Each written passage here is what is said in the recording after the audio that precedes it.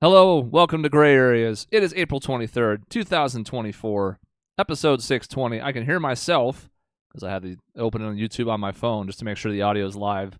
It feels like a Friday. It does feel like a Friday. Yeah, it does. It doesn't feel like a Tuesday. I'm exhausted, so I guess I it could also feel maybe like a give you Thursday. But it feels like a Friday. It feels like I'm about to dive into the weekend. It sure as fuck doesn't feel like I have 3 more days of work after this. Do people still say that? Dive into the weekend? No. Or am I like... You're fucking old. What do they say? What do the kids say now about the weekend? Anybody? It's gonna be lit? I don't know. I think On that's fleek? also- I think that's also too old now. I think Yeah. you saying lit sounds like an old man trying to sound like a kid. I am not an old man compared to you. No, but I'm much more hip you than wouldn't you are. know it if you're saying lit. I'm just saying I'm much more hip than you are. I don't know if that's true. How are you with the acronyms now? The latest acronyms. What fucking acronym are you talking? Use one as an example. Maybe I'll know it. Maybe I won't. Let me think. ICYMI. Oh, that's In fun. case you missed it. Yeah, Yeah. that's a good one. Like- Not What the fuck is it? 2007. yeah, let's say neither new nor trendy. I'm just gonna start googling stupid shit that teenagers say now and Do it. working it into the Find out what they conversation. say when they're going into the weekend. Okay. But like, it's Yeah. cool. Like I'm, We have to know I'm for sliding. science. I know I have a sliding. lot of downtime on this episode, so I can do this. You can slide into DMs, but I don't think you can slide into the weekend. Well, not with that attitude. Yeah. That's true. Oh yeah, Michaela's here. Yes, Welcome, hello. Michaela. I'm crashing We just have the a bunch of party. guest stars. We had Maisie, Michaela, Yeah. Cody's still here. Unfortunately. Dave's still gone. Thankfully. But And I next caught week, everyone up. Dave will return. Sean will be gone. That's Oh. not my fault. I have a concert. That you had to schedule for a Tuesday. Only Tuesday. It was only on a Tuesday. It was the only night. And you had to go. I don't know who has concerts on a Tuesday, but then you think, well, it's like if you're a band and you want to make money, you can't just have concerts on the weekend. You got to Yeah. play in the week too. Phoenix just got fucked for this this concert tour, and it ended up being on Tuesday then. Right? Because they'd be on tour, maybe, and then go around. maybe they thought like, yeah, Phoenix is not the demographic that we really care about, so we're gonna have it on Tuesday. I don't understand baseball games Tuesday in the day or whatever weekday. Because you don't know how baseball works with travel days. Who's at the end of the going to a series. baseball game at like 2:00 Also, on a day Thursday? games are typically Wednesdays and Thursdays. Okay, and fine. Sundays. I mean, same problem on a But Wednesday. it's the way the scheduling works for baseball. Because you do 2 night games. And I you mean, have a I know. getaway I understand. game. You're not answering my question though. Who goes to those games? No one fucking goes to those. Oh, games. Yeah, okay. attendance sucks. That's why there's 162 of them, because there's like fucking 89 or 100 Yeah, nobody that goes. everyone can go to. They don't go to the shitty If I ones. was a professional baseball player, I wouldn't want people to go to that game because I'd be like, that means you don't have a job, or you're lazy or Well, something. And what- I who don't does want go you. to them during the summer is like youth, like summer camps and shit like that. Oh, I would be Like okay the Dodgers with had a that. day game and it was STEM day, so they brought a bunch of fucking kids to the crowd, and the kids were being annoying in the stands. I'd be okay with that as a baseball player. That kids are screaming I loudly. don't and know annoying. that like it's for like kids and stuff in the summer. That's what the day games are for. Yes, Day games are for kids. and for like dying of heat stroke, by the way. Yeah. Well, This week is about reviews. If you're watching on YouTube, which is how we recommend you partake of the podcast these days, you can see that at the top. But we're going to catch up on a few things. If you watched our Final Fantasy 16 playthrough, Michaela and I alluded to the fact that we might do this in full someday with Sean. That day is here since Dave is not. Now, we also have a couple other things to review, one of which actually concerns Cody, and that's going to be the whole show pretty much. We're Yeah, going to talk but for each don't one worry, about it's not- 15 to 20 minutes. yeah, it's not 50-50 Final Fantasy and WrestleMania. It's No. 2/3 Final Fantasy because we have 2 Final Fantasy games to review. That's fine. Kayla and I both wearing Final Fantasy shirts. Yep, I got Hers- my red 13. Hers a little more 7 adjacent, Yes. but mine's still Final Isn't that Fantasy. from the concert we went to? Yeah. Yeah. You went to that concert? Oh, I went to a concert. It was That's cool. right. I think it was that one because I recognize it. Yeah. So, we should jump into 16 first. Yes. We should do the worst game first. Uh-oh. Unless, Chris, you're going to be less involved in Rebirth. Would you rather us start with Rebirth and then you come on? It's fine. I sat through an entire episode last week, so I mean, that's true. tuning out for 15 minutes in the middle is going to be like a vacation. Oh, But okay. not really, because I know a decent amount about Rebirth, even though I haven't played it. Yeah, that's true. That's true. So, I mean, if you played the original 7, you know, there's a Yeah, lot and of I pieces also there. I also know about some specific decisions Rebirth has made, including that choice. I don't even know that one yet. I played it for 70 hours and I probably have like, what did you say, Kayla? If I'm chapter 12, 10 hours left. Probably, yeah. So I don't know. I don't know what they do with the big moment. Which is part of what we'll get I to. do though. What? That's part of what we'll get to. Yes. But we're going to talk 16 first. I think that's the right choice. Yeah. I Okay. agree. Let's do it. So Because 16 just wrapped with its final DLC within the last, 2 weeks? The Leviathan stuff came out? Yeah. Yeah. And it also laid to rest any lingering notions that they might retcon the ending, because they didn't No. pretty much Yeah. at all, Yeah.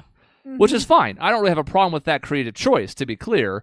But there was some thought that, like, oh, maybe this will give Clive this happy ending, or it'll clarify what this meant in that epilogue bit or whatever. And the answer is, no, pretty much what you got at launch is what you ended up getting for the main story.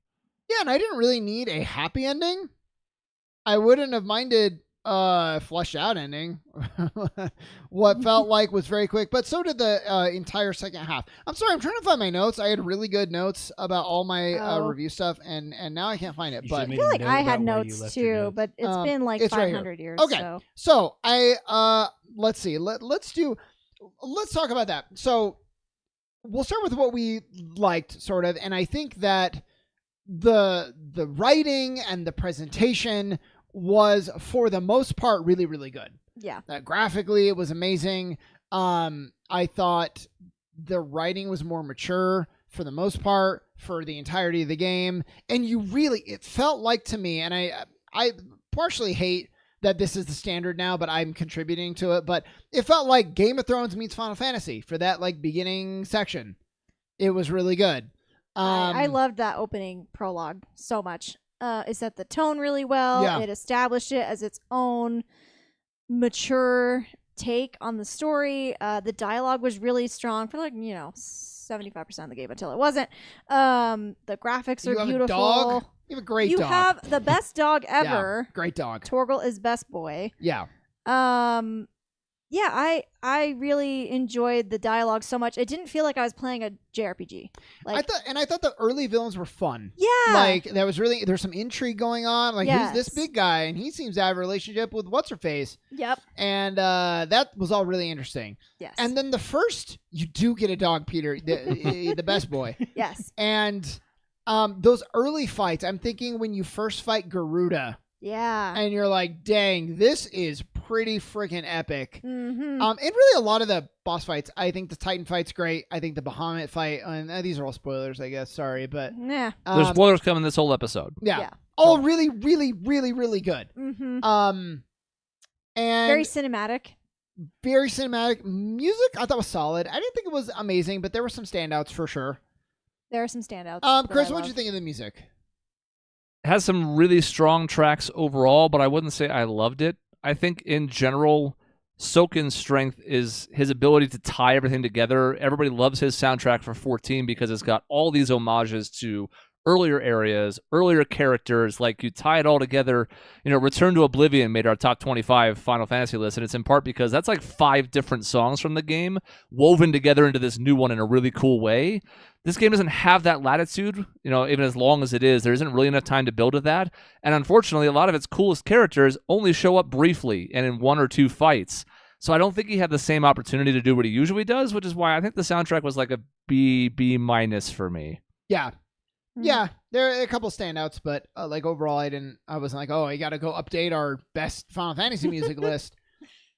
And I thought the world was really interesting. Even though I don't always like buy it, like, so the powerful people are the ones who like are like indentured, like servitude, the slaves here in this world. I mean, I guess, but I thought it was interesting. I thought it was bold that they went for it. I don't know that they always nail it, but I appreciated them trying. And like the dominance basically being like nuclear deterrence of each other for so much of it. Yeah. Like, well, we don't want to go there because then they're going to fight us, and then like the whole map is going to get exploded. So we're going to go into this like sort of Cold War peace. I think that was really interesting. I liked it when it delved into the political intrigue in those Yeah. early hours. There actually was a sense of tension, and it really added to the world building so much. Until it didn't. Until it all falls apart. Until it all goes to shit. Which we need to Here's get the to thing. in the con section. But you have put into words something we did not really articulate when we talked about it in the credits, which is we talked about how we kind of thought it fell off in the second half, and part of the reasons for that was like many of the cooler characters had died and blah, blah, blah. But you're right. One thing we didn't mention is the political intrigue was interesting. And getting the roundups as you kind of went through it and being like, all right, here's this map, and now here's these forces doing this. And like, it was Game of Thrones-esque. That was the strength. Mm-hmm. And when it got distilled down into here's two characters, both of which are bound by fate and won't stop fucking talking about it, it was much weaker for it. Oh, yeah. Yeah. Mhm. Trust me, I have a lot to say about that. Yeah. Before we get into that part, then, let's talk about the combat. Probably be a good bridge between the good and the bad, too. Pretty much. Yeah. It looked great, and it was fast. And in the boss fights, as you mentioned, it worked really well. It was like bringing in a lot of the elements we saw in 14 boss fights, phases where you just need to dodge because they're doing this really big, elaborate, well-animated attack, and certain telegraphs to certain attacks that you need to know how to dodge in different ways, get in close, get away. In the boss fights, the combat was its best because everything felt like it mattered. In the fighting of the random things on the world map for the 4,000th time, now it just kind of felt like spam whatever button. You're never going to be in danger of dying, and it's just taking some time to get through. And then they were sponges, which I don't understand. Like, none of the fights were fast because the enemies have so much HP. Mm-hmm. So every fight's taking a while. There's not a lot of variety. So we're going to get into this broader issue with combat in the Final Fantasy series, but I thought it was a mediocre action game. And that's not really what you want when you've made the decision to go action. You don't want like it was fine. It was so bare bones with the customization and the skills. Yes. There's basically no skill tree to speak of. There's not a whole lot of variety. You only have so many abilities that you can get.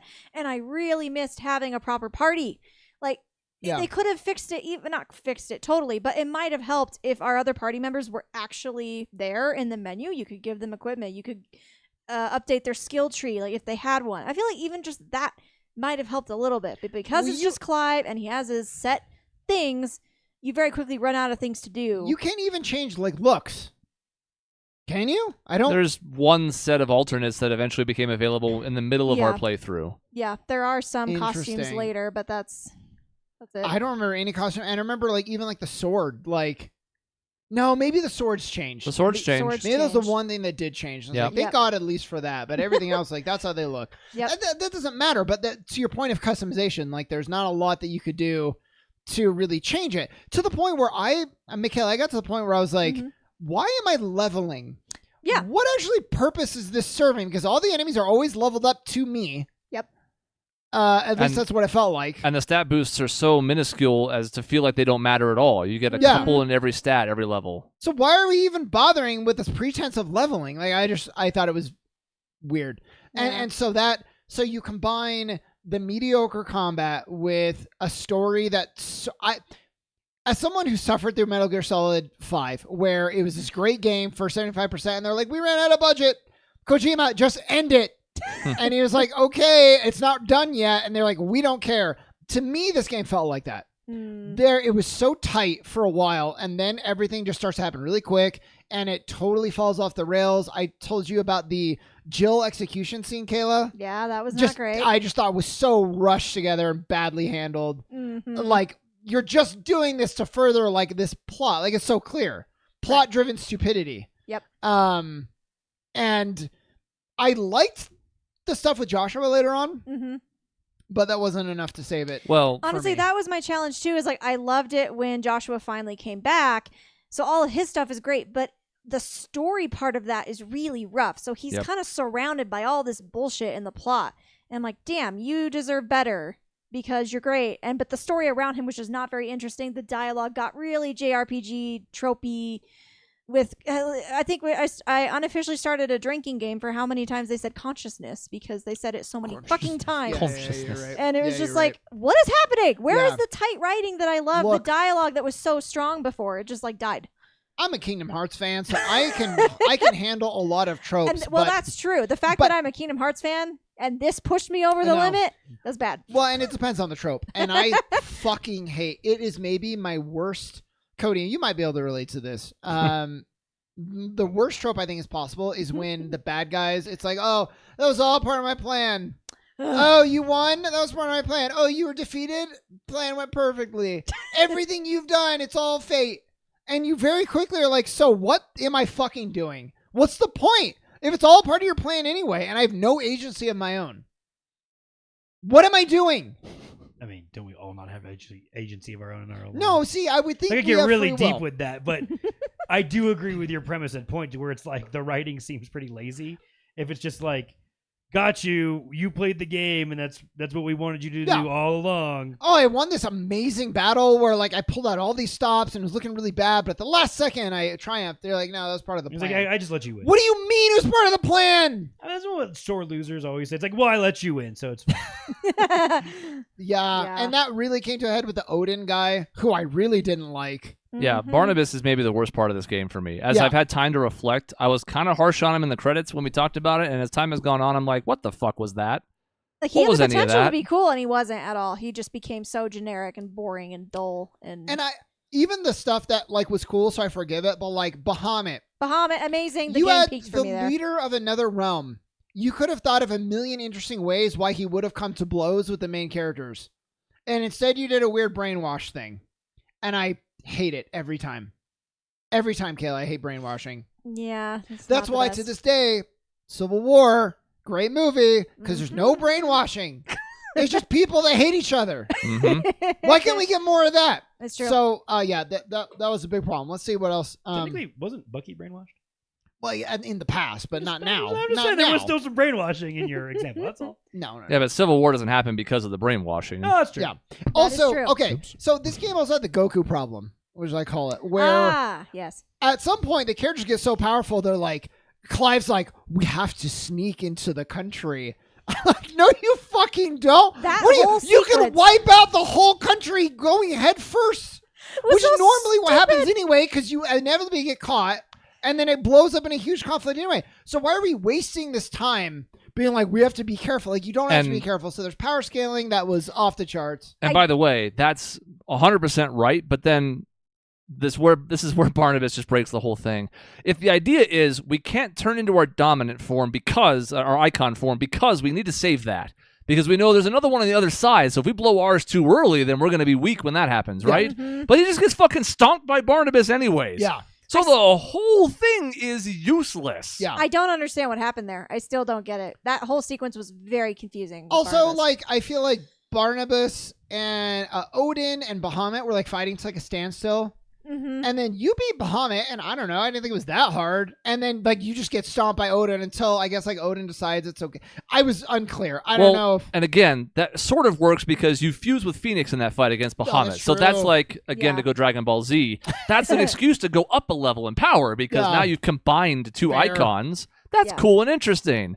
The next time we do that, it doesn't do anything. And Yeah. then we also forgot about it for the final battle. Just want to point that out too. We go in to fight Ultima. They don't fuse for some reason, and we all get stomped. And by the way, Jill isn't with us either, which is a whole other problem. They just like forget about her, and they're like, "Go also over there, woman." we did not need Ultima. That's my hot take. Because Ultima's also kind of responsible for Barnabas doing the things that he does and being all like fate and whatever. Yeah, Did we need like a big bad? No. I think we would have been I feel fine like no. And on one hand, I want to give this game props because it introduces Ultima early enough, which so many games don't do, where they're like, Sure. our final bad, we're going to just shove him in there at the last minute. Like Final Fantasy 9, I love you, but you shoved Necron in there out of nowhere after Kuja, and you didn't need to do that. So this game, I want to give it props that it actually introduced Ultima early enough to matter, except Ultima kind of sucks, and I don't know if they did need him in the end. Well, here's the problem. The main villain of this game is not Ultima and is not Barnabas. It is your mom. Oh, She yeah. is the best villain in this She game. is the And I don't best think it's villain. She close. Yeah. Because Yeah, again, it that's ties into the true. political intrigue. She's a conniving, sniveling little bitch. Yep. Mhm. You actually feel things when she's on the screen because of what she's doing to the other characters. Yeah. She's great. And Yeah, then she's really good. halfway through Still. the game, that whole thing just disappears. Well, then that's like that's the point at which everything slowly starts going downhill for me. Mm-hmm. Yeah, Bahamut is truly where the game peaked for me, but then it's also where it after that it kind of took a nosedive, and I thought it kind of redeemed itself at the ending, but everything before that was a real steady decline There's downward. there's weird points too. You meet like Sir Wade again, but like it's after like you killed a bunch of his men, and like his men are like up to a bunch of weird stuff. And then, but because you're you, it's like, oh, yeah, you're Clive, and so we're cool. It's like, I yeah, also hate how this game handled side quests because it's yeah. just Clive going around. The characters that are with you aren't included. So then you have scenes where like a guy's dying. Joshua's with you. You could include him in the side quest to heal him, but instead, Joshua, like the game doesn't even acknowledge you party members, which is just another whole problem. It's like, why don't our characters matter? It doesn't feel like I'm in a party. It's just the Clive show. Also, and the I like exploration Clive, was bad. the exploration was not So it's very almost like- good. it's almost like all the game aspects, the gameplay, kind of was not very impressive because you have a lot of like the exploration is not really rewarded. Most of the time, you don't find anything useful. I think you find a sword in exactly one treasure chest, and then you never find any other weapons or equipment ever again. Well, you find equipment, it's just so meaningless as to not warrant mentioning fair. because it's like, Yes. this gives one of your particular skills 8% quicker cooldown. And you're like, Yep. great, I don't... Every single time I went down a hallway that was off the beaten path and there was fucking nothing in it, I was like, this is bad. But even if there was, again, it's a chest with like 5 of a crafting material. Yeah. So I stopped going after them. That's true. Yeah, I did that there was too. a lot of that. And there was bloat. The main story had bloat. Oh And my we're going to god. talk more about the bloat or the lack of, or whichever side of the fence you fall on in the next game we review. Yeah. I thought here it was very clearly, we had a really good about first half or so, and then we just started going off the rails. Yeah. The problem is twofold. One is that there's too much of it. Undeniably, I don't even think even the most ardent supporters of this game are going to argue that there's not too many side quests. But two, again, in the back half of this game, you've now set it up to where like the world is ending. We have hundreds of thousands of people dying because of what Ultima is doing. So in the first half, you had these little contrivances about like, all right, well, these two like different political alliances are going to clash, but it's coming up. So we have a couple days to dink around this city while we get prepared for this clash, right? So you can build in a reason for the story to happen on the side. Even if there was a little much of it, you're like, cool, let's explore these characters. Clive does not have the time to be fucking around with fetch quests when if he dies, the whole world is fucked. Yeah. You cannot set stakes at that level and then be like, could you go get some ingredients for a weird soup, Clive? Yeah. Like, you absolutely can't do that. It's fucking stupid. It's so totally jarring. It doesn't work. Man, If he dies to a random monster, the world is doomed. And you're like, well, that's true in JRPG sometimes. I'm like, no, right now, at this very moment, he has all of the icons inside of him. He's literally the only person who can do this. I also don't know why they shoved in like 50 side quests at the end there, like right before the final dungeon. They're like, yeah, just shove them all in there. What happened to pacing, guys? Like, And there's some good ones. There are some good ones. That's the annoying part, is that there's some great side quests in there, but it's like a needle in a haystack to find them because there's so much other not necessary quests. I like Sid a lot. I like the role he plays in the story. He's around when the story's still pretty good. Mm-hmm. There's a lot of they were pretty close. All the interplay between Sid and Hugo and Benedicta and like all that stuff is good. The Joshua involvement is good. The characters are really good overall. Yep. Except a couple. If this was like a 10-episode TV series, we might have had something. Yeah. I broke it into like episodes. I was doing that for a while. Okay. Yeah, you broke it into seasons. Yeah. And it was really compelling. And then at some point I stopped because it's like, it doesn't really work. It doesn't really work anymore. But there were like distinct seasons there in the beginning. It was great. Yeah. I liked thinking of it as a show because it was cinematic enough to warrant that. And it was tight enough writing that you could do that. And then it just kind of fell off the rails. Yeah, man. It really good stuff. Still one of the better plots overall of Final Fantasy. Honestly, yeah. I actually really like the story. There are certainly ones that are better, but I compare this to like fucking 8. And like even the original 7 had great moments, but the plot was like kind of a mess. Mm-hmm. Especially the translations didn't help it. Yep. So it's way up there still. Like it's a good game. It's good. But man, I think why we're so harsh is like we saw where it could have gone, and it had the recipe right for like a little bit, except the fucking combat. We got to stop with the combat. I'm telling you, it's too much. Mm-hmm. Yeah. 15 was a step in the wrong direction, and this was a further step in the wrong direction. And Chris, to Chris's like I think befuddlement, I defend 15 to like no end. Me too. And I will say, the combat wasn't really very good. I liked some of the the way that the party interacts with you during the combat, that was cool. Still, it was bad combat. It was As you a hold whole. one button. That was combat. Yeah. And again, they at least had more RPG trappings in 15 to make it feel like, all right, like this is Skill still trees. an RPG with an action battle system. So, okay. Didn't love it, but I didn't hate the combat in 15. But again, already sliding in the wrong way. Because I think for some people, it's like, well, you just want the old turn-based. And I'm like, kind of, but I also just don't like this in general. Forgetting this is not what I want Final Fantasy to be. That's not even where I'm at anymore. I've come to terms with that. But I just didn't enjoy the combat at all. Like, if this combat felt like Devil May Cry, I feel like you have something then. Yeah. It's not that at all. It's way more basic than that. I mean, we have the God of War series, been really good action games. Like, I know you're not gonna pull in like fucking Dark Souls. Fine, but like the way they handle action RPG, all your skills, all of the experience still matters, and the combat's fun. Mm-hmm. Here, there is no skill tree, there is no customization, and the combat is boring. That's tough. So why did we go with it? Because the graphics, I don't understand this mentality. I'm sorry. I think Persona 5, I know it's stylized, I know it's like, oh my god, it's so realistic, but the graphics are good. They went fucking turn-based. What's the problem with turn-based still? Mm-hmm. And like you said, Chris, you're like, oh, you don't have to go turn-based. I agree, but I would be fine with it now. Just go back to turn-based. Sure. Or make the action good. I mean, really either way. But what you have right now is multiple games where the combat has been fine to not very good. Because at least the combat in Rebirth is good. Yeah. I don't know if I would say it's phenomenal. We'll get into that. We're going to get into that in a moment here once we score this. But like, I can at least be like, all right, that can justify being an action RPG. This cannot, and 15 struggled with it. Yeah, absolutely. Yeah. So that's tough because since 14's an MMO, now we're going back to 13, which was Hallway City. I didn't or like 12, which was the Gambit system, which was good, but not what some fans wanted at the time. Or all the way back to 10 and 10-2, which was turn-based and the early 2000s. I feel like something along the lines of 12 is like a happy medium for most people. I think 14 is selling like crazy. I think there's a lot of games that are like that where it's like this hybrid. I forgot what the word is. When it's like it's not necessarily turn-based, but there's a timer and it's not full-on direct input action. I think it's fine.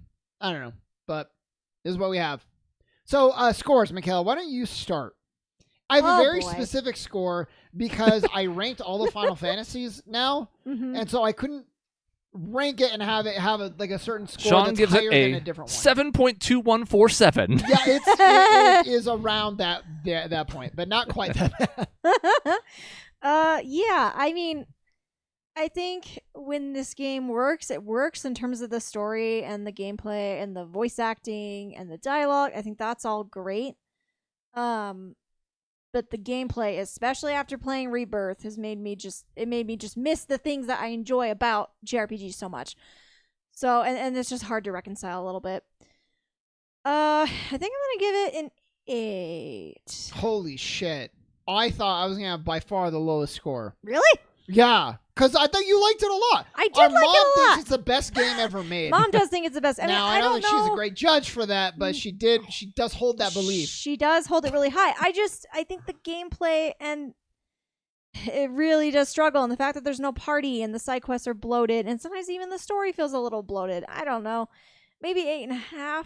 Like if I'm being generous. Don't let me change your score. If you feel 8, go with 8. I was just surprised. I don't know. I'm somewhere in there. I haven't really been able to finalize it because I've been waffling on this ever since we talked about it. It's somewhere in there. Maybe 8.25 is a compromise. We're going to come back to you for like a final score. 8.25 for a second. Final answer. 8.25. Okay. Well. Yeah. Right in the middle. You've now gotten more decimal points than I have. Excellent. Chris, do you want to go? There are parts of this game that are a 10. And it's not even like small parts. There are big parts of this game and long sections of this game that I would consider a 9.5 or a 10. In the moment, as we were wrapping up, we talked about doing a score, and then my brain was somewhere around a 7, and my heart was right about aligned with it. I'm at a 6.5 now. The last few weeks since we've beat it have not been kind for my impressions of what I take away from this game. Because I will remember Clive, obviously, and the performance that his voice actor gave. I will remember Joshua. I'll remember the cast of characters, and I'll remember the other things that I remember from this game are going to be negative. almost completely, almost unilaterally. Anytime I see a picture of Ultima, it's going to make me feel revulsion. It's interesting because Cody 15, not a perfect game, but everything was tied around like brotherhood. So like the combat reflects it. The way that you interact with your party at night, like, is there to reflect it. And this game, the takeaway was like, it felt like everything was aligning to be a slog. That was the theme. The story starts to drag on. The combat takes forever. I was just avoiding fights at the end. I was like, nah, I don't have time for this. Like, I'm just going to skip. Because the fighting didn't matter. I wasn't getting anything good from it anyway. And it wasn't particularly fun. It was all just a slog. So, but with that said, I have the highest fucking score somehow. I went 8.3 because I still, the presentation, the story, all the stuff that we said. And I get like the combat was not, it's not the Gollum game. Like, it's not like it's unplayable. Yeah, it was functional. It was fun and it was flashy and like building up the meters. Honestly, I might be in the 7s if it wasn't for the Bahamut skill set, which I thought was really fun to like, you set one thing vaporizing and then during that time you're building up the beam for, and that was fun to pull off. Even though it wasn't like really the challenge for me in the game was pulling off the skill that I wanted and not actually winning. Yeah. If that made sense. Yeah. And I will say the game got better once we started getting different icons to play with. Yeah. It was a bit rough in the beginning when you're stuck with like 2 and maybe 3 for a long time. And then you start getting more and then there's greater variety, but yeah, it doesn't fix all the other problems. So like the bad is bad, but it was nothing that was completely broken. I enjoyed the things that did work. I'll probably play it again at some point, but like a new game plus where I can just really streamline all the content. So 8.3. 8.3. That averages out to like a 7.6 or something. Which feels about right. Yep. All right, Rebirth. So, we went from like a very middling JRP Final Fantasy Series 2. I was so surprised. So, okay, I played Remake, Kayla, recently. And the first time I played it, I thought, this is pretty okay. This is like pretty fun. I like what they did with the characters a lot. Played it again, really same takeaway. It's like, man, I need to get out of these hallways though. It was like when you don't have the same like surprise factor of like what are they doing with these whispers and stuff. It's really hallway simulator, and it definitely took longer feeling for me the second time. So I was like, Rebirth, I wasn't that excited in a lot of ways, which doesn't prevent me from pre-ordering the collector's edition. I know, like, what the hell, man? But I had hope, and you know what? For one of the rare times it was rewarded because. I love this game. This is one of the best Final Fantasy I've ever played. Truthfully, same. And I was surprised because it's all the same team, same characters, same story. It all just worked. The conversion to open world, I saw some people it didn't work for them. I thought it worked excellent. It's not fucking Tears of the Kingdom where you're engineering your way across the world the whole time. It definitely, some elements are a little bit, I would say, dated, but I didn't mind it because what they packed in was so rewarding. It feels like you can't go fucking 5 steps in the open world without seeing some new thing, even if it's a repeat. And if it is a repeat, it's over like that. You do the little scan and you move on, and it gives you that satisfying little chime from the best part of the battle song, and then you keep going. And so I think of Horizon 2, whatever that was called, Forbidden West, and I compare it to this, and it's like I would a million more times rather play this. So much better. Monogamy, the game, yeah, I mean, I guess that's true. But Tifa's the correct choice. Oh, she's the best. Yeah, the side quest, same way. After doing I don't know. It isn't, well, I can't get into that question without spoiling a whole lot of what Remake does differently than the original.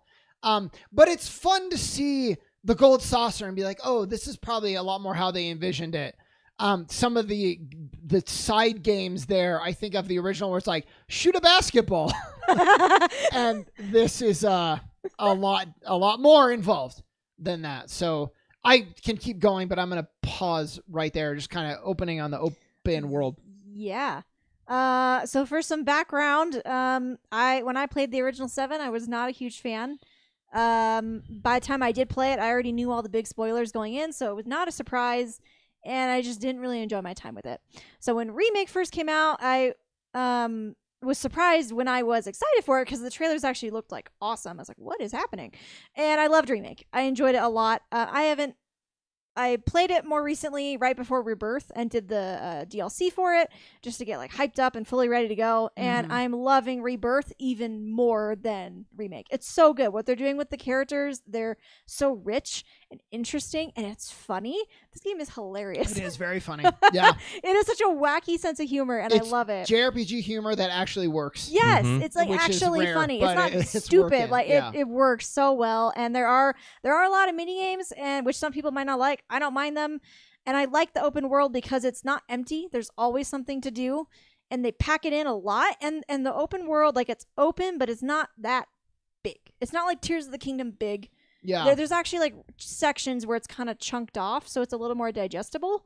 And I really enjoy it. Like I like that there's something to do, that I'm rewarded to go. Like I'm incentivized to do all the Chadley quests and the combat simulator and all these things that I wouldn't normally care about in any other game, but this game does such a good job at rewarding it. And the side quests are great. There's a lot of character-centric ones, which I really like, which I wish 16 did.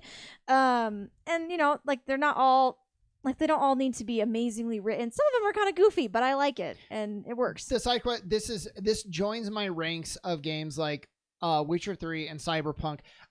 Not quite to the level; those are still better, but where the side quests are such a main draw. Yeah, and they're so well done, and where I would say they're mandatory. Yeah. They're so good, and like you said, each one pairs off a specific character, at least one. Yes. And sometimes you don't know how, and then Barrett starts talking about the growing up like with Marlene, and you're like, okay, I get it. Yeah. And it's great, and you reveal so much that like you would never want to skip it, and that's for the content alone. Not to mention like they usually have pretty good rewards. Yeah. Yeah. So mini games you mentioned. The first review I read was like the mini games. There's too much. It'll bore you to death. It's blow. It's terrible. And then I played it and I was like, oh no, it's fine. It's fine. We have to understand. Well, I think what a lot of people forget of 7 original mini games are like baked into the DNA. Yep. There's so many stupid little fucking mini games in that. There in that are. game. Yeah. And they don't all work great. No. So 7 Rebirth, yeah, there are a lot of mini games. That's kind of what the 7 game is about. Some of them work a lot better than others. Some of them are a lot of fun. Queen's Blood is worth the price of admission alone. Yes. And I don't mean that as like a trite quote that you say. I literally mean I would have bought this game just for Queen's Blood. Yeah. I think that it has an entire quest line. And it's great, Chris. Basically, it just goes full Yu-Gi-Oh. It does. It's amazing. It's so good. I've seen some GIFs. Yeah, and you're not expecting it. No. And all of a sudden, you get a vision, and it reminded me of the Pegasus of the tape that he sends to Yu-Gi in like episode 2 or 3. Yeah. And I was like, I like this. So, yeah. Wild Rush, the soccer Rocket League, basically. Yeah, that's I had fun. a lot of fun with it. So, yeah, I was just like, what's around the next corner? And that's what kept me going through, even when between the side quests and the main story, it starts to feel like, okay, it's a little long. I'm 70 hours in and I'm still like, there are still most of the side quests I still want to do. Most of the side content I'm still going to do. I'm going to skip some of the fights and here and there some of the towers, but it keeps drawing me in and I'm just having a really good time. Yeah. Peter, I mean, we already had underwater soccer, so in Blitzball, so like it's not that much of a stretch. That's true. Yeah. That is true. It's so much fun. I played this game for 105 hours and I don't regret a single minute of it. It was so good. I enjoyed it. Yeah. Start to finish. Just so great. It's good to hear that the open world mirrored the original as well, though, because just like the minigames were sort of scattered throughout. I mean, when I think back to 7, I think, oh my god, what's that giant worm doing in that marsh? And then you show up there later and it's dead because Sephiroth fucked it up. You're like, oh shit, like that sort of like ambient storytelling was part of the hook. You could see later on in the game, like the weapon, you could see one of the weapons flying around. You could see one of the weapons underwater, be like, what the fuck is that? Yeah. Like, what's going on with that? You could stumble upon Yuffie in a forest and be like, oh, there's a whole party member tied into a random thing on the map. Like, all those things mattered in the original, so to double down on that feels appropriate to me. Yeah, yeah, definitely. Yeah. So far there's a look, if you went into remake saying I hate what they've done that's different than the original, it's not going to get any better. I mean, and there's a world where, yeah, I would be interested in playing a version of this game that doesn't have any of the new stuff. And it kind of is just sort of you take all the cutscenes and all the character interactions, but then like cut when they go into the new stuff. And I that would be fine. But I've enjoyed so far what they've done. And at least to this point, again, chapter 12 of 14, I've been interested by the like parallel stuff too. And maybe that's all I'll say, even though we already said we're doing spoilers. Right. The stuff with Zach, I'm like, I like Zach, and this stuff, it's weird, it's different, but let's see where they go with it. I'm enjoying all the new stuff too. I'm kind of in the same boat. I know there are people out there who would like just a 1-to-1 remake, just a shiny coat of paint, but I like that this remake is doing more. I don't know, it kind of shows that they love this game in a way, because they're willing to expand on it and make it make sense, because there's so many things in the original game that don't, like, whether it's a translation issue or storytelling choice that didn't really make sense. This game is like fixing every single problem I had. So even with all this new stuff, it just adds a lot, and I'm really enjoying it. To me, that's the trade-off. Is like, okay, like in an ideal world, you would have all the extra stuff, all the stuff that fleshes things out, but then none of the extra stuff. Well, that's kind of tough. That's kind of tough to do. And I think of the Gi, right? They're called the Gi, right? Oh my God, yes, that's huge. So they appear in the original, and there's very little fanfare or explanation, and they're just kind of there, and then they're gone. They're just there. No, they're like pivotal to the plot. It's so and there's cool. like a background. Yeah. And it's so much more enriching. It's really well done. I really like what they did with that. It was just very smart choices, smart changes so far. Yeah. Yeah. So, man, all that I love. And it's really quirky and weird, but I think it's always been quirky and weird. If you're going to tell me the original 7 was not quirky, I'm going to say you're lying. Yeah, look at the cast. Yeah. Yeah. Yeah. Kate Sith is less quirky. I'm fine with him. He's not in my party. I'm not like, oh my God, he's my favorite character. But no, but I like he kind of has like a Scottish Billy Boyd type whoever accent. decided to give him that accent should be promoted. They should be. It's such a good choice for him. Yeah. And like everyone is likable. I went from the original 7 where I hated everyone except for a handful of characters, and now I love like everybody. It's crazy. I didn't really like like Barrett was fine, Sid was fine. A lot of the characters, they were just like, we're brash. And that's our character, like a defining characteristic. I'm angry. And even Aerith is like, I'm really nice. Yeah, I'm just a sweet saccharine girl on the street. And now it's like, oh my she God. has more sass. Barrett has a lot more heart.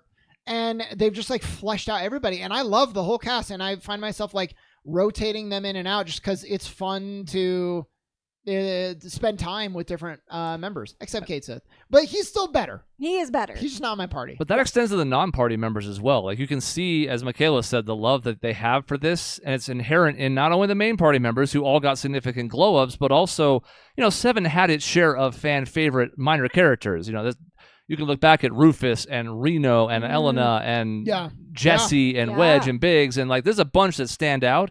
All of them have also been given additional time to shine in this, which is awesome if you're a fan of the material, because now all the characters got a glow up. That's great. Yep. Yep.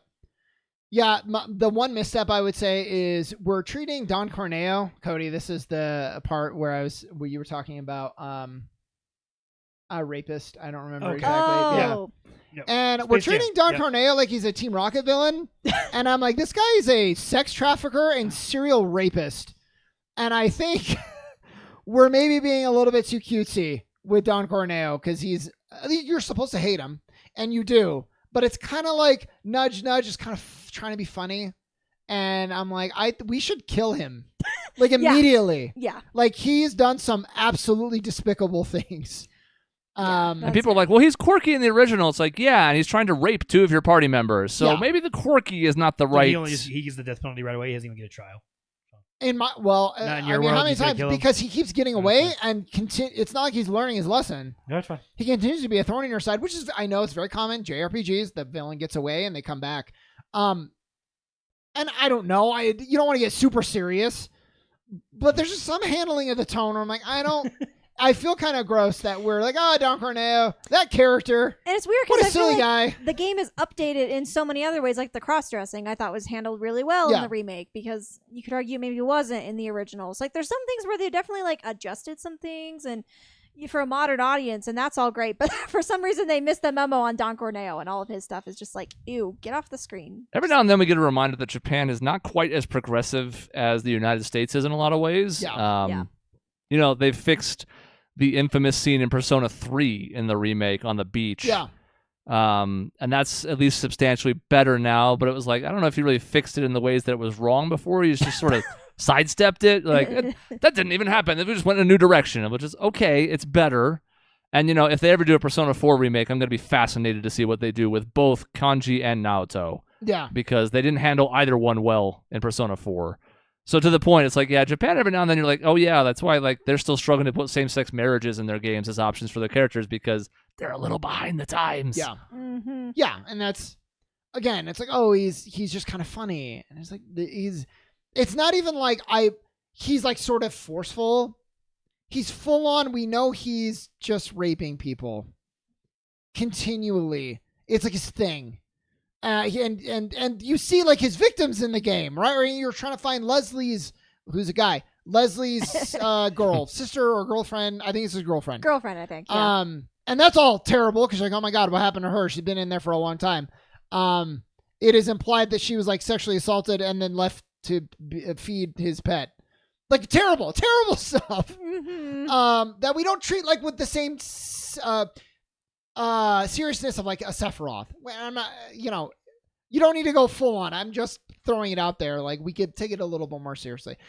I know it's one small part, but it just stood out to me in an experience that is otherwise pretty damn good.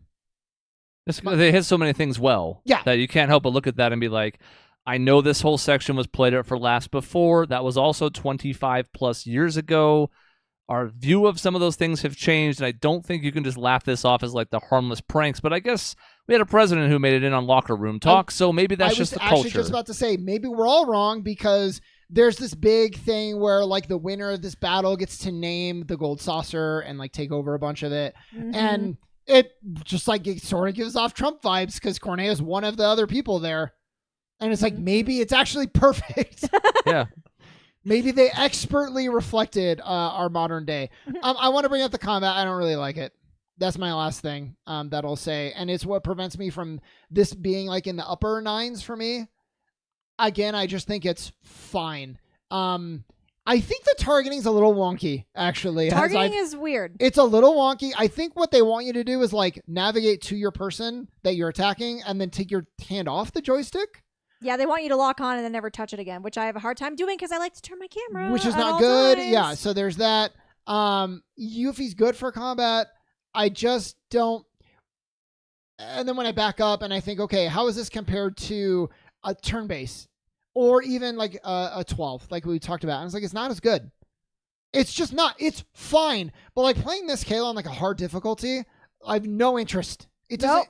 It's not well balanced enough for that. I was playing on normal for like 95% of the game, and then at the end there I just said fuck it because it's so hard sometimes. Like it is needlessly difficult. There are some boss fights that I was pulling my hair out, just like, why is this so hard? I'm on normal. Yeah. And just the spikes, it just spikes sometimes. And then I feel like the combat weirdly has taken away the emphasis of most of the materia. I remember in the original game, like, oh, leveling up the materia is everything, and it gives you all the access. Well, I don't use spells because it just doesn't make it's like too slow. At least it feels too slow for me. So that's a whole materia tree that's just gone. And it's like so much of the materia, like I just equip it and I don't even care like what goes where, and then I forget about it. And I get a notification that it leveled up, and I'm like, cool. Towards the end there, I started doing that too. Yeah. I think it mattered more, at least for me, towards the beginning. I had more fun like leveling all the materia and having all the different abilities and spells. I had Aerith in my party, so she was my primary spellcaster.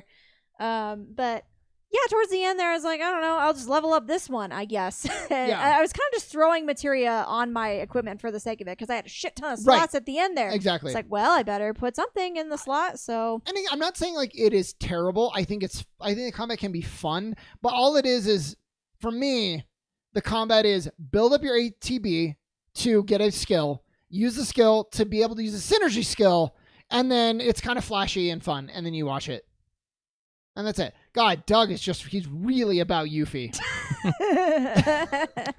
Who maybe gets the biggest glow up of anybody, especially with the DLC. Oh, yeah. Oh, it's huge. And it's great that you can even just be the other characters to Yeah. put a spotlight back on 16 for a second, like you said. I mean, not only is it so hard just to have other people with you, other than Torgal, you know, you get Joshua for a decent amount of the second part of the game, then third part. You get Jill in the middle a decent amount.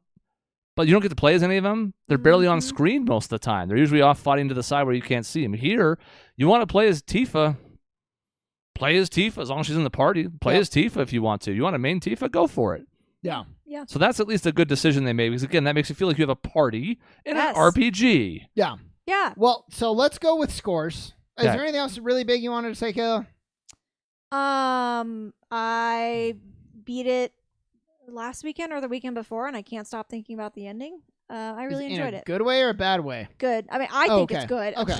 Who I knows think there what is other some people think. controversy. I don't know what the controversy is. I don't want to know. I've made it this far. No, you're fine. I'm Not not gonna say exactly anything. knowing what happened. I'm so. not going to say anything. I just will say that I enjoyed it. I had fun with it. I'm very interested to see what they do in part 3 Okay. for a lot of reasons, but yeah. I Yeah. am intrigued. I think it's good because I know what happens. I am slightly worried because I don't think Nomura's strength is, and I don't want to say anything too specific for Sean's sake, I don't think Nomura's strength is sticking the landing on things that branch out too much. So I'm just going to reserve judgment on it because we haven't even seen the third game yet. We're probably 3 years away or so, at least 2. But I'm a little nervous. We'll see.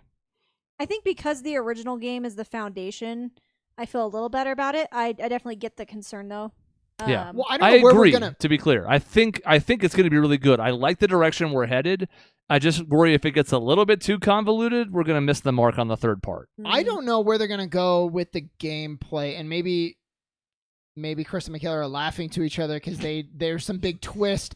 But I'm looking at the content of the game. I'm like, we've done almost everything now. There's like very little of the original left. So unless they're gonna go like a parallel dimension or try to like add on Dirge of Cerberus or Advent Children, which would be weird. Let's not do that. I don't think they're gonna do that. But I'm just thinking. Right. No, I mean, you're right, because the first game is basically just Midgar.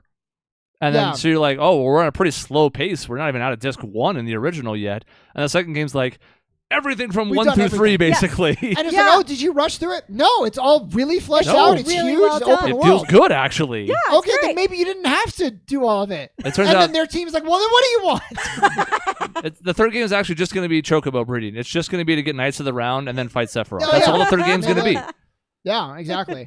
right, you two give it scores. I haven't played it. Yeah, I really like this game a lot. I've I established really it. do It's my too. 4th favorite Final Fantasy.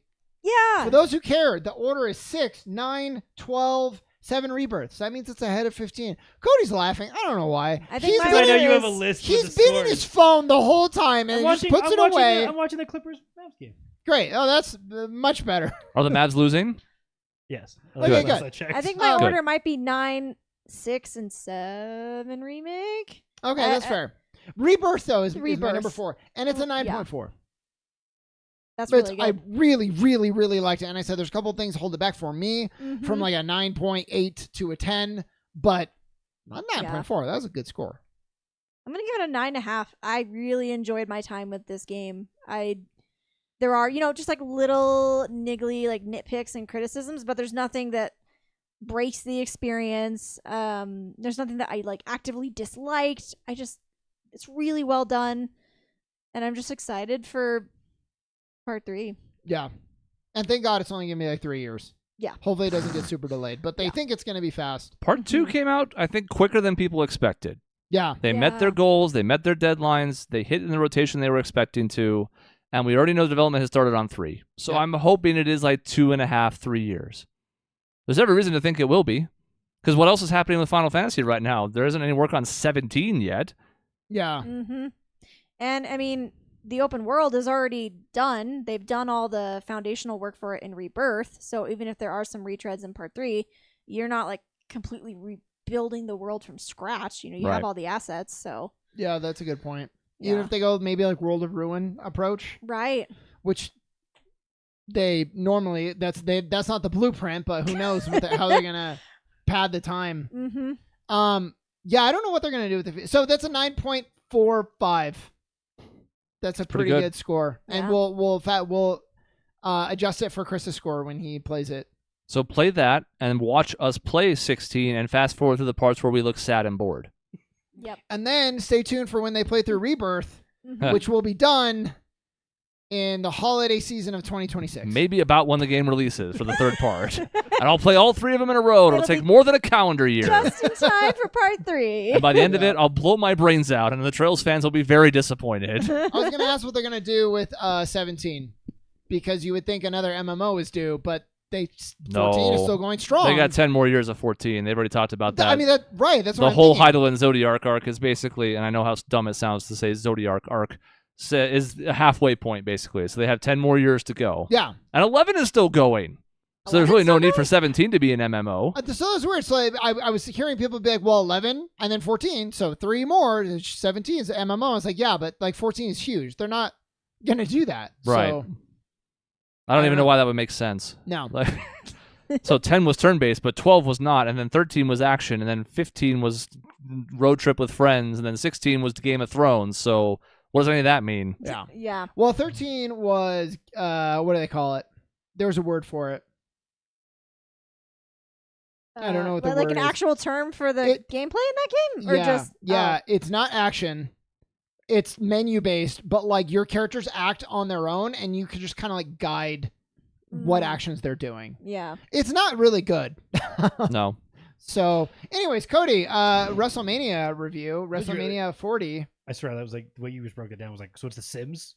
You just do whatever they want, and then you guide them in the right direction. In Essentially. combat, yeah, kind of. Like you kind of say like when this thing, it's sort of like Gambit, but they fill specific roles. One like ups stagger damage, and then one hits hard once they are staggered, and it's a whole thing. It's not really good. I don't know why they did it. I mean, It's I a don't know why they it's do a lot of things. the I eye have no test. input, so The it's eye fine. test. It's turn based anyway. So when they're trying to get new fans, like you should have just fucking. Anyways, WrestleMania, and I'm like you. I'm gonna actually pay attention to you. I'm not gonna be just on my phone the whole time. So Because we were there for some of that. You we were. actually saw some of this, so we You could got speak to guilt some of tripped it. into watching it. we did. Yeah, we no. That's You not got me. guilt tripped. It's fine. I didn't get guilt tripped at all. Yeah, I mean, you know. I mean, told I you was make fun of there it. for I mean, Kairi Sane. I mean, Michaela was more supportive than you, That's not true. in I my watched all opinion, of because she at it. least could name a wrestler. I can name a wrestler, John Cena, That is You one did wrestler. it. He was there.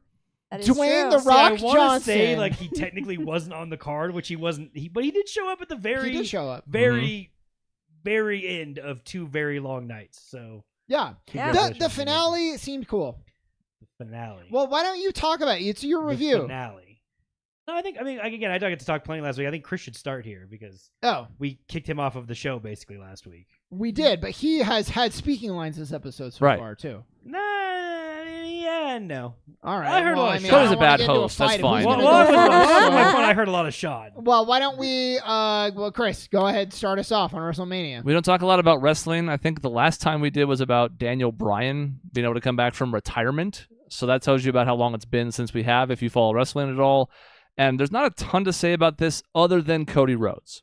There were other matches on the card, some of which were good, some of which, like the Usos, was much worse than I was expecting because it was just super kicks for 10 minutes. It was weird. But everything about WrestleMania 40 basically was the culmination of Cody Rhodes' story. And the 1-minute summation of it was in WWE, is the son of one of the most beloved wrestlers of all time, the brother of another wrestler, was kind of saddled with some bad gimmicks. At one point, he was supposed to be ugly, even though he wasn't. At one point, he was supposed to be a superhero, even though he was lame. And eventually ended up leaving the company that he grew up in and loved because he was driven away by it. Went to another company, AEW. He helped co-found it. Spent a couple years there. Sort of got turned on by fans at the end because he wouldn't turn heel even though they wanted him to. And because of that and the way they treated his wife, who was also a wrestler for a time, eventually made his way back to WWE, which is funny because he was sort of at odds with Triple H, who now runs WWE, since Vince McMahon did a few bad things. Vince McMahon makes Don Corneo look like a saint. Yes. Yes. Yes. And then the culmination of all that is he goes up against Roman Reigns. Roman Reigns has been champion for like 1,300 calendar days. It's like the 4th longest run of all time or something. loses last year at WrestleMania, the same way that Roman Reigns won all of his matches during that title reign, which is assistance from other people in the bloodline. People really thought he was going to win last year, and he didn't. It's kind of a classic Dusty Rhodes thing to make it all the way to the title, scratch and claw your way, and then lose anyways. It's kind of the Dusty special. But this year, they have 2 nights. They have 2 matches. So they basically had the same guys headline both nights, but they've earned it. And the first night was The Rock coming back. He's a board member now. He basically runs the company on the executive side. So he's calling himself the final boss. He's the big movie star. And then you've got Roman, they're related by blood. There's the whole bloodline of Samoans throughout wrestling history, and they're distantly related. So are the Usos. So is Rikishi. So is Solo, etc. And then Cody and Seth Rollins, who was Roman's tag team partner in The Shield for a long time, betrayed them. That got called back, like a 10-year ago callback with the end of the match on the second night. They're supposed to have a tag team match. If Cody wins, it's a straight-up match the next night. If the Bloodline wins, and we all knew they were going to, it's Bloodline rules, which means absolutely nothing. Nothing. But it basically means anything goes, and boy, did everything go the second night. And it all culminates in the second night where a bunch of different people show up, some trying to help Roman, some trying to help Cody. There's The Rock, there's The Undertaker, there's Cena, there's Solo. It's a whole mess of stuff, but in the best way possible. And at the end of the night, all the fans are happy, and they get to go, whoa-oh. How do you feel about the comparisons that night was Endgame? I thought it was funny. Okay. Especially because Cody's a comic book fan in the first place. So, the comparisons make a lot of sense. Yeah. And there are some times where if you have a bunch of interference, as it's called, if you have a ton of different people running in and doing stuff, you feel like it takes away from the match. Because if he wins, it wasn't about what he did. It was about everybody else helping him. He couldn't have done it without their help. But again, that's how Roman won every single match for basically 3 years. So it was fitting. Look, I'm a fucking noob, but it felt like Roman Reigns was the first one to get assistance, right? Yes. Yeah. And then it felt like all of Cody Rhodes' assistance was to just get it back into a one-on-one for the most part. Yep, except And for then- one move. Okay. Well, then when the Undertaker killed The Rock Yes. Yeah, he's gone. and He killed him. and teleported him to the underworld, which I think would be a fun storyline to follow in the future. Call me if you want to hear my ideas. Then it was just the 2 of them again, and I thought that was cool. Yeah. You're the reviewer. You said fucking nothing. It doesn't even finish because it's I've had a couple weeks now, or I guess a week and a half or whatever it is, to reflect back on all of that, and it's me nitpicking it quite a bit, and I did not like that Cena needed to do a move on Roman. I didn't think it was necessary. I really was stuck on can Cody be the only one to hit Roman and pay off the storyline? And first off, even if you're not a wrestling fan and you just want to see a very fascinating story, you should go on to Peacock and watch Cody Rhodes' documentary. It's really, really interesting, and it gives you a lot of insight into who his dad was and growing up in the shadow of someone who's really famous. And not only growing up in the shadow of someone who's really famous, Cody Rhodes' dad, Dusty Rhodes, actually then starts to run the WWE's minor league quote-unquote system, and late in his career, and he ends up passing away while he's actually still working there. And I would say half of the main roster wrestlers probably worked with Dusty at one point or another, developed their characters with him. Yep. One of which was Roman Reigns. And they touched on that part of the storyline last year and did a really good job of it. And it kind of fell by the wayside this time around because they'd already done it and The Rock was involved. The Rock was being annoying. I stand by my fact. I did not like The Rock's involvement. I thought it was fucking stupid. I thought the final boss thing was nonsense. To me, it didn't pay off in any fucking way. He didn't fucking do anything in the main event. But the Undertaker killed him. And that's the other thing, is the Undertaker's actually, because the WWE actually couldn't get this done 100% correctly, the Undertaker was not supposed to be the wrestler that was in that main event interfering. It was supposed to be Stone Cold Steve Austin, which, if you know stuff, and Undertaker still works given his interactions with everyone in that fucking family over the years, so it's perfectly fine. But the payoff was supposed to be Stone Cold coming out and stunning The Rock, because that's pretty much the most famous feud in WWE history. And unfortunately, for whatever reason, I haven't really seen why, they couldn't get that done, so they had to have Taker do it. And Taker's the carniest of carny people outside of probably Cody Rhodes. So, of course, he was willing to show up because as much as he's retired, he still is involved with the WWE in a lot of different ways. He probably spoiled where WrestleMania is next year, actually, in an interview this week. Mm-hmm. So, I, of course, have the payoff of being very satisfied that Cody finally won, having been at WrestleMania last year and having to watch all the fucking annoying fans who like shit matches be really happy that the heel guy won, because the WWE doesn't really know how to book heels right sometimes because people end up still fucking cheering for them. So the payoff of all of that was wonderful. The Cody has the belt. We got to see where it goes from here on out. Hopefully he's going to have a decently long run with this belt. It's not going to be fucking Roman Reigns length, but they're really easing him into being champion as a really easy mid whatever feud here to start. But they've already laid the groundwork for some things going forward where The Rock's involvement may eventually pay off, but I'm skeptical that it's absolutely going to. He's going to be behind this iteration of the Bloodline. Yes, exactly. And that's going to be the way we get to Roman Reigns versus The Rock at 41. And then a Rock Roman match is going to be great. I'll be 100% behind that. It doesn't interfere with stuff. It makes a lot of sense. And then assuming The Rock goes over in that feud, I guess, there's a chance that The Rock and Rhodes are going to face each other next year at Mania. And that's going to pay this off a lot better than I think it did so far because to me, Cody didn't really get any like revenge on The Rock for all the shit The Rock did for months in this feud, and they paused that. So it's like it's done away from Roman's interaction and Cody paying off a really important storyline that, again, watch the documentary. It's going to be it's fascinating. I have 3 questions. At one point, it sounded like you said Cody Rhodes' dad fucked half the cast of WrestleMania, and I was like, oh, so he is Vince McMahon.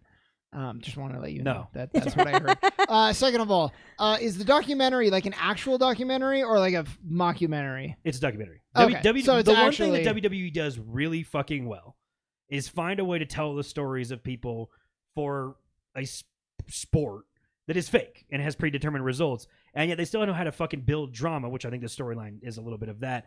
But they build up this story, and they're pretty open about the fact that he left for a rival company and started a rival company in the documentary. Isn't Fighting with My Family, that's Florence Pugh, and that's a wrestling movie. That's not a documentary. But it's not a documentary. It's a movie. It's a movie that's about a wrestler. We should watch that. That ends up interesting, I think. We should watch that.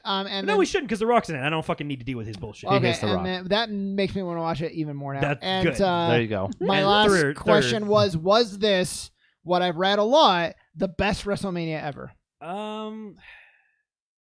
I can't go off of that because I don't have good context for the first 15 or so. I think in terms of the payoff for fans and the storyline payoff and the way they booked it, it's probably pretty fucking close. Because, I mean, they did pay off with 2-3 pretty big wins by faces in the whole thing, and then built and set up a lot of shit going forward.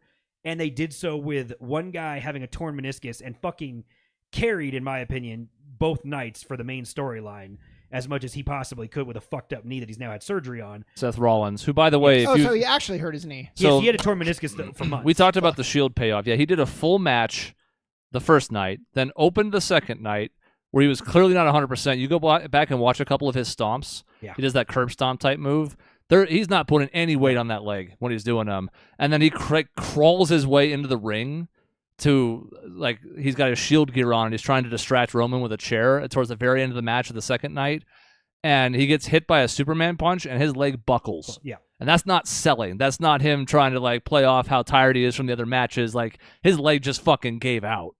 So props to him for being in 3 matches in 2 nights when he was nowhere near 100%. Yeah. So you have a really, really crucial, important part of the company be involved in 3 different matches. One, the main event the first night, opener the second night, main event the third or the second night, and puts all this over and does it really as a self-sacrifice. He drops his belt, which he's going to take a break for being off anyways, and I mean, just the actual genuine emotion of that's really interesting because, again, he also didn't really love that Cody Rhodes arrived back in the company, I think, when it first all started out. So you have that a major face of the company doing that. You end up in Roman Reigns, the shirt I'm wearing. You have a really big-time face who's as fucking over as she's ever been in this company all of a sudden. Have a storyline payoff that did get kind of backburnered given how prominent the main storyline was, eating up a lot of time on both shows. And then you have like a spot fest match in this tag team thing with ladders and everyone fucking flailing around with a unique premise of 2 teams actually won this match with the way they split up tag titles. It was booked very, very well. So I'm glad that that's what you watched and like really watched through the first time because it's really almost as good as it's going to get, at least in this day and age. It was entertaining. Amazing. It was like, oh my God, this is great because I think she didn't realize like the extent of which the moves are actually really impressive. Yeah. And it's like performance. I mean, it is performance, but you know, like you look at trapeze performance that we do where there's certain moves that you have to hit at certain times.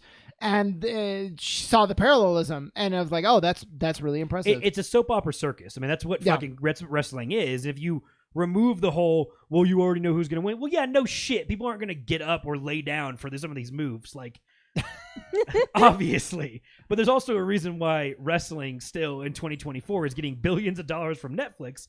Because I hate to fucking tell people, it's still really popular. And it's actually probably, I mean, Chris, I would say it's as popular as it was since at least the late 90s right now, with AEW being back. So we have to go back to the WCW age. Yeah.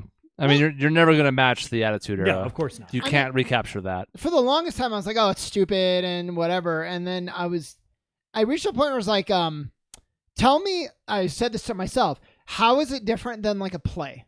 It's not. Exactly. And I was like, I can't tell you. Because you're like, well, it's scripted. Yeah, so is a play.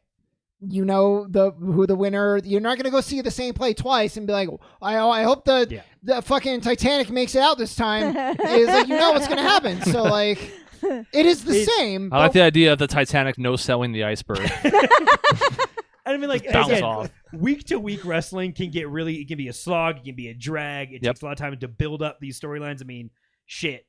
The 2-3 main storylines of this WrestleMania were a year and a half plus in the making. If Bayley's is SummerSlam of 2 years ago, if Roman Reigns and Cody is the Royal Rumble of 23, I mean, this shit took a long time to build, and they're in a weird resetting period for this, and it's gonna be tough to be as good as that was for a bit of time.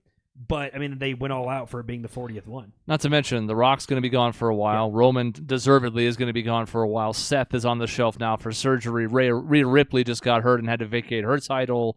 Like, they're in a very transitory period, not just because of the Vince McMahon Triple H stuff and the stuff Cody mentioned, but just because they're going to have to let some new talent shine now because they don't have a choice.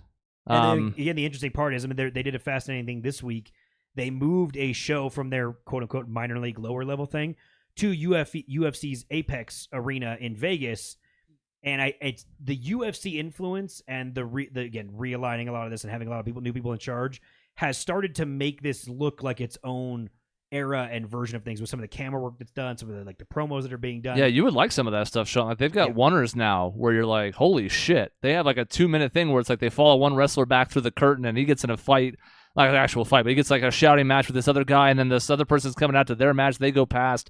Camera follows them to their it's entrance. Like a tracking shot the whole yeah, way? we have like tracking shots in WWE. Cool. And consider, we're talking about the difference of like now what looks like pristine filmmaking versus what was utter dog shit before. Yeah, like zooming in and out on punches when they're punching over and over again. The camera's making you fucking sick. Yeah, and like constant cutting because you can't trust the audience to keep their attention span for more than 2 seconds. And again, the Attitude Era, which is like noted as the best part of wrestling in WWE, the backstage area and all this shit is its own world. It's part of the world of what's fucking going on.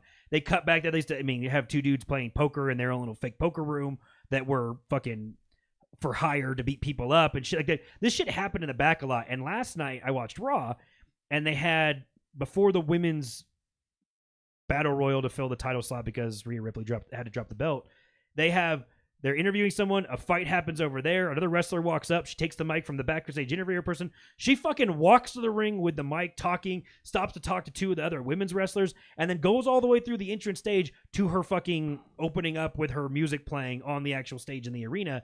And shit like this is like, wow, this is unique and cool, and you're trusting the characters and wrestlers you've built to carry the show and carry through their personalities, and we're finally getting back to shit. Yeah, it's organic and it just feels and looks so much better. And you saw a glimpse of it, you guys did, with Sami Zayn. Mm-hmm. They did that with Sami, where he was talking to his family backstage, and you saw him kind of walking through the arena. Chad Gable came up to him, gave him words of encouragement. He went through the curtain. Kevin Owens was there. They shared a hug. They hit his music. He went out and did his entrance, and it was all one shot for like almost 2 minutes. They've been further refining that in the both lead up to that and since, and it's like, wow. Imagine you got a television director in there who knows how to make things look good. Yeah. Because you already have good talent and they already have a good show. Imagine actually showcasing that in the best way possible. As we wrap things up, I would say, is it the best WrestleMania ever? Probably. I wouldn't say any of the matches were bad. I didn't love what the Usos did. And a couple of the matches the first night were forgettable. But as we mentioned, it's the payoff of basically 2.5 years of work. And if you want to talk about like The Rock and Triple H's rivalries and shit, it's like 2 decades of build up to what happened at WrestleMania 40. Because if you want to look back at the other biggest WrestleManias, the first one's huge, the third one's big. 20 would have been high up on people's consideration, but 20 ends with Chris Benoit hugging Eddie Guerrero in the ring after they both won titles as like huge underdogs. So we can't talk about that one anymore. And 30 was the culmination of the Daniel Bryan story, which opened and ended the show with multiple matches. So that part worked. But we also had Brock Lesnar beating The Undertaker. And a Divas match, the only time I think there was ever a Divas title match at WrestleMania, which was a 14-person free-for-all because they hadn't given women respect yet. So you look back at two of the other ones that I think would have been high candidates, and they both have pretty glaring issues. So sure, let's not be prisoners of the moment. I still think 40 might be the best. Nice. Well, there you go. So I saw the best one. So I don't need to So never watch again. tune in So now again. it's all watch downhill again. from Yeah. here. So What do I do? Well, 50, presumably, Okay. when an 85-year-old Undertaker and a 75-year-old Stone Cold come out and do whatever the fuck, and Hulk Hogan should hopefully be dead by then, so we won't see him. We'll see what stops they pull out for 50, but that's 10 years from now. Maybe one of us will be dead too. Who knows? Cool. Sick. You're looking at me. I'm not going to be dead. I'm not the one who eats cement, so I won my race this weekend. I'm not going to be dead. congratulations. Thank you. So you also peaked just like WrestleMania did. No, I didn't peak. I old man taking down the young bucks. I mean, he can still go win other races. Like, I won a disc golf tournament 3 years ago, and then I won another one the next year. It's not like, that's it. I won one. I'm dead. Yeah. Well, we'll see if he wins another race or not. Why? What? Well, we'll get into this later. All right, well, that's the end of the episode. We reviewed 3 things. Cody and I didn't give a score. I don't know if I care to. It was such a weird, it's a 7-hour over 2-night spectacle. At a certain point, it's like It's there's a fatigue 9.4. that sets in. There you go. There you go. I'd give it like a 9. It was really good in the spots that were really good. There I'm you biased. My 3 favorite wrestlers were like Central and all pretty That's much true. out ahead. So like I'm great. go. That's true. You got more out of it than I did in that regard. That's the end of the episode. Thank you for watching. Next week, Sean gone, Dave back. We'll see what that combination brings. Thank you for watching, though. Again, if you want to see stuff in between episodes, you can go to grayareas.live. This is youtube.com/@grayareaslive, which is the new social media moniker.